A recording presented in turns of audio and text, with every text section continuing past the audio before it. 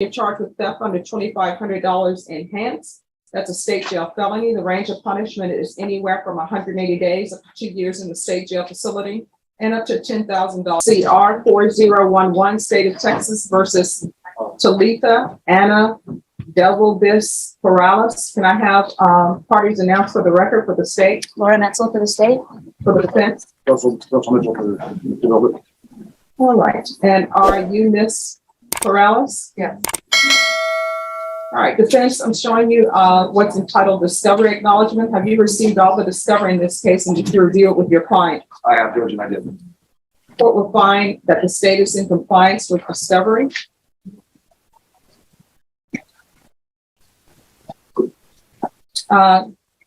Ms. Perales, I'm showing you what's entitled application for deferred adjudication community supervision. Did you review that document with your attorney? Did you understand it and did you sign it? Yes.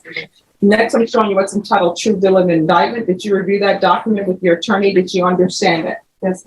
Counsel, do you waive the reading of the indictment? We do, Judge. State, are you proceeding on the indictment as presented? Yes, Your Honor. Ms. Perales, I'm showing you what's entitled court admonishments. Did you review that document with your attorney? Did you understand it? And did you sign it in all the appropriate places? Yes. Did you understand you're charged with theft under $2,500 enhanced? That's a state jail felony. The range of punishment is anywhere from 180 days up to 2 years in the state jail facility and up to a $10,000 fine. Did you understand? Yes. If you have a plea bargaining agreement with the state, the court does not have to follow your plea bargaining agreement. If for any reason the court does not follow your plea bargaining agreement and gives you more than you bargained for, the fact that you entered a plea will not be used against you and you will be allowed to withdraw your plea. Did you understand? Did you understand you have a right to jury trial, a right for you or your attorney to cross-examine and confront any witnesses the state would call in the right to remain silent? Yes. Did you understand by entering this plea bargaining agreement, you were giving up those rights? Yes. Did you intend to give up those rights and enter into a plea bargaining agreement in this case? Yes. Did you understand that the court were to grant your application for deferred adjudication, if for any reason your deferred adjudication were revoked, the court would find you guilty and sentence you up to 2 years in the state jail facility and up to $10,000 fine? Yes. Counsel, has your client been able to provide you with any defenses? She has to. Do you believe she has a rational as well as a factual understanding of the charges against her? I believe she does. Do you believe she's currently competent and was legally sane at the time of the offense? I believe she is competent and was sane. Ms. Perales, has anyone threatened you, coerced you, or placed you in fear to get you to enter this plea? Has anyone promised you anything other than the plea bargaining agreement? Are you satisfied with the way you've been represented? Are you a U.S. citizen? Yes. Court will find that the defendant has knowingly and voluntarily waived a right to jury trial, showing you the plea bargaining page. Did you review that with your attorney? Did you understand it? I'm going to need you to speak up. Yes. All right. According to the plea bargaining agreement, there's to be a $500 fine and the state recommends deferred adjudication. Did you understand that to be the plea? Yes. Defense? Yes, Judge. State? Yes, Your Honor. Next, I'm showing you the paragraph entitled waiver of appeal paragraph. Did you review that paragraph with your attorney? Did you understand it? Did you sign it in both places? Yes. Did you understand by signing that you're waiving your right to appeal? The only items that can be appealed are written pre-trial motions that have been filed, heard, and ruled upon by the court. Did you understand? Yes. Counsel, have there been any such motions? Sorry, Judge. Have there been any such motions? No, Judge. Next, I'm showing you outside the plea bargaining agreement, the state is requesting that your deferred adjudication be for a term of 2 years. There be a TAP evaluation, no contact with HEB number 13 and CATS theft course. Did you understand those are recommendations from the state and the court does not have to follow those recommendations? Yes. Then to the offenses charged in indictment, how do you plead? Guilty, not guilty, or no contest? Okay. State, any evidence? At this time, we offer State's Exhibit 1 and all attachments. No, Judge.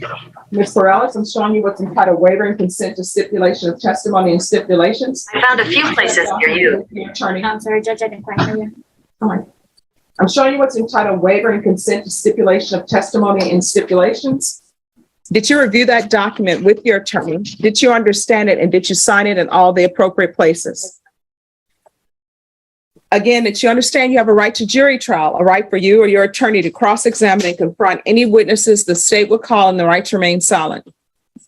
Did you understand that today the state will be presenting evidence in the form of witnesses' statements and police reports, but most importantly, there will be no live testimony? Did you understand? Yes. Court will find that the defendant has knowingly and voluntarily waived and consented to stipulation of testimony and stipulations. Court will accept into evidence State's Exhibits 1 and attachments and review the same.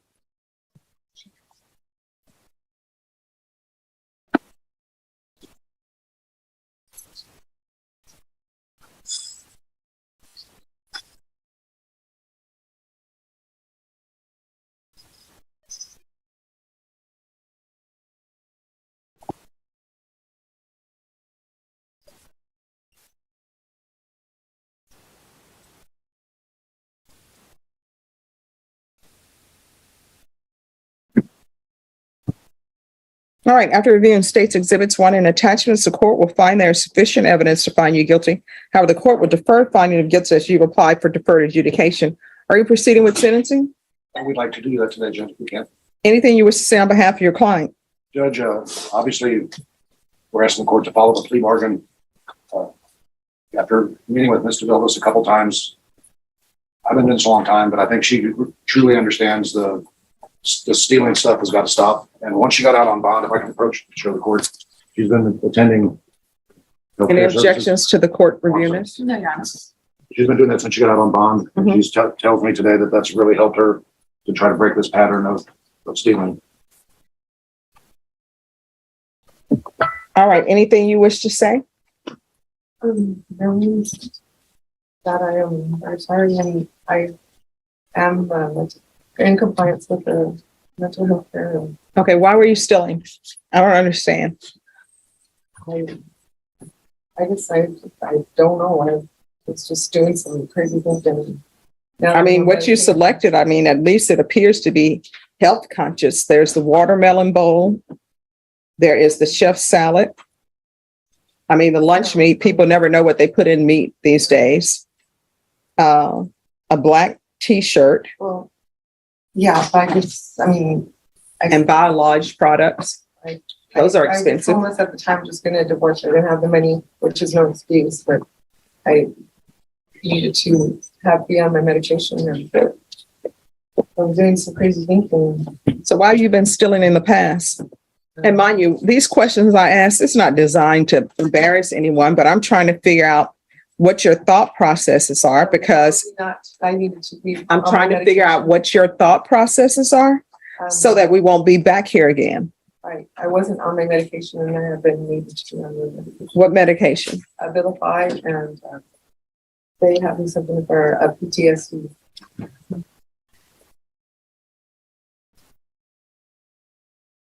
Do you have any children? Yes, What are their ages 30, 22, and 17 and where do they stay? daughters. Not liking it, and she just told me I needed to, straighten up, or I was going to miss out on a lot. And let me see something here.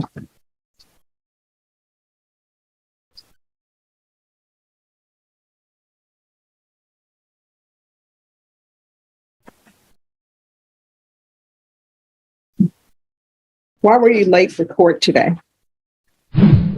Why were you late today? Judge, if I can explain, she wasn't late. She was a bond forfeiture. No. I called the docket and she was late. Oh, I don't. I got here about 9:10. That's Only late. because of parking. I mean, So again, we're back to the question. there's no- Here's the thing. Why were you late? because of the parking situation.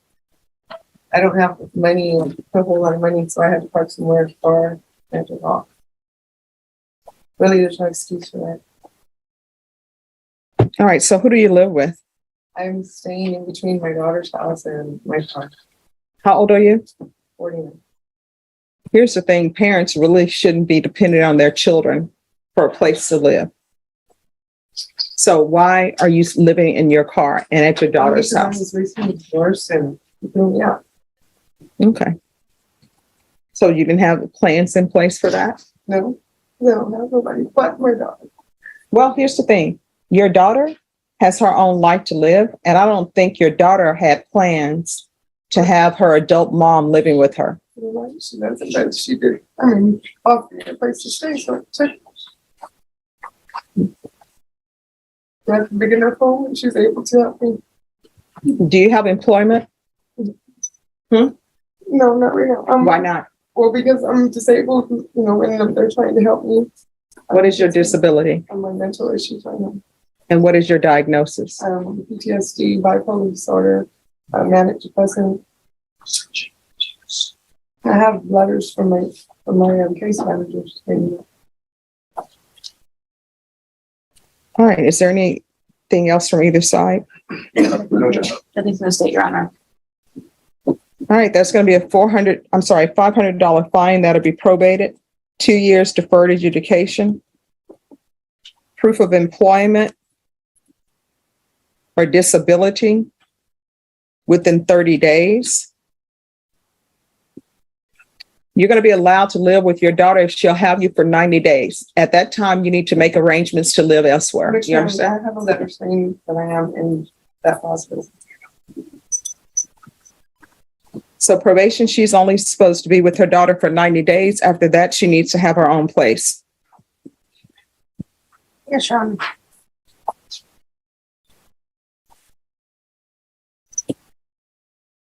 There's to be no contact with HEB. We were just doing HB number 13, Judge. Specifically. She's going to have to go somewhere else. They tell me a year, but I mean, whatever it takes to do. All right, there are other stores here in town, I believe. That's a place else to shop. Not shoplift, but it's a shop. Okay. And I'm going to leave that no contact with HEB, then we'll leave it in place for 1 year. They want you to do the cat's theft class. Here's the thing, don't take what doesn't belong to you. And if you go to a location and somebody asks you to leave, you need to leave. Don't accept third-party invitations to any events.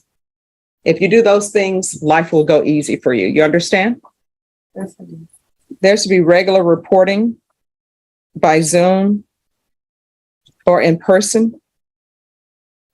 I'm going to want field visits 1 time per month. Random UAs. When's the last time you used any illegal drugs? I don't use it. That's, All right, we're going to do a drug test today. And we're going to do random UAs. Probation, is there anything else she needs?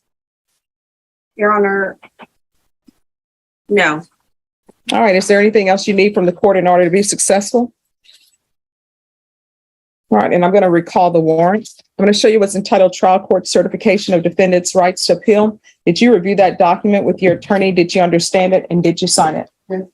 Because this is a plea bargaining agreement, because I followed your plea bargaining agreement, and because you waive your right to appeal, you do not have the court's permission to appeal. Do you understand? All right, good luck to you. All right, and so when you do your UA today, what are the results going to be? Well, I probably will test positive for the medication that I have. All right, just make sure you give probation a list of your medications, okay?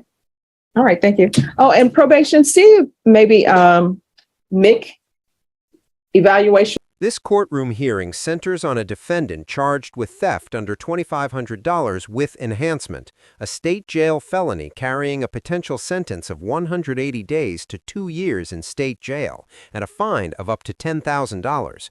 The state offers a plea deal recommending 2 years of deferred adjudication, allowing the defendant to avoid an immediate conviction if probation is successfully completed. Judge Stephanie Boyd carefully confirms that the defendant understands every right being waived: jury trial, confrontation of witnesses, and appeal. On paper, the plea deal appears straightforward, but for Judge Boyd, sentencing is never just about paperwork. Once guilt is deferred, she pivots to the real issue: why the crime happened and whether it will happen again. The judge's questioning exposes instability beneath the surface. The defendant cites mental health issues, medication lapses, financial stress, unemployment, and housing insecurity. Judge Boyd presses further, challenging lateness to court, lack of planning, and dependence on adult children for housing. Each question builds a picture of risk rather than rehabilitation. Why this matters legally is simple but serious. Deferred adjudication is not forgiveness. Any violation, missed reporting, failed drug test, or non-compliance allows the court to enter a finding of guilt and impose the full jail sentence. Judge Boyd reinforces this by layering strict conditions: a probated fine, mandatory theft classes, mental health evaluations, random drug testing, field visits, employment or disability proof within 30 days, and strict housing limits. The moment that shifts the tone is the judge's direct inquiry into drug use. When uncertainty surfaces, Judge Boyd orders an immediate drug test, signaling that probation will be closely monitored, not casually supervised. Her message is unmistakable. Excuses will not protect you from consequences. This decision matters because it reflects Judge Boyd's judicial philosophy. She balances opportunity with accountability, offering structure instead of sympathy. The defendant leaves court without jail time, for now, but under conditions designed to expose whether change is real. The legal stakes remain high. Success leads to freedom. Failure leads straight back to sentencing with no safety net.